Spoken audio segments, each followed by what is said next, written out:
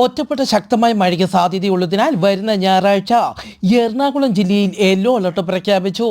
കേരളത്തിൽ ഇടിമിന്നലോടുകൂടിയ ഒറ്റപ്പെട്ട ശക്തമായ മഴയ്ക്ക് സാധ്യതയുള്ളതിനാൽ പൊതുജനങ്ങൾ ജാഗ്രത പാലിക്കണമെന്നും അറിയിച്ചു. കേരള തീരത്തെ 1.5 മീറ്റർ വരെ ഉയർന്ന തിരമാലയ്ക്കും കടലാക്രമണത്തിനും സാധ്യത.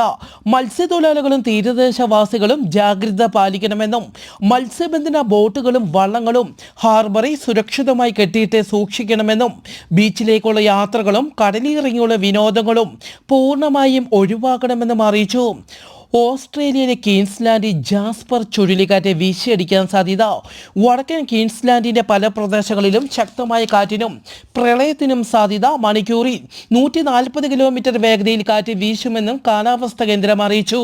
ഈ ചുഴലിക്കാറ്റിൻ്റെ കാറ്റഗറി 2 ഉൾപ്പെടുത്തിയിരിക്കുന്നത്. ലോകം അതിൻ്റെ അന്ത്യദിനങ്ങളിലേക്ക് നീങ്ങുന്നു.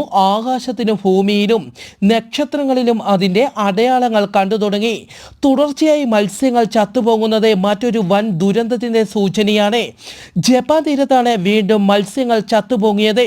ഏകദേശം 1 ടൺ മത്സ്യങ്ങളാണ് തീരത്തടിഞ്ഞത്.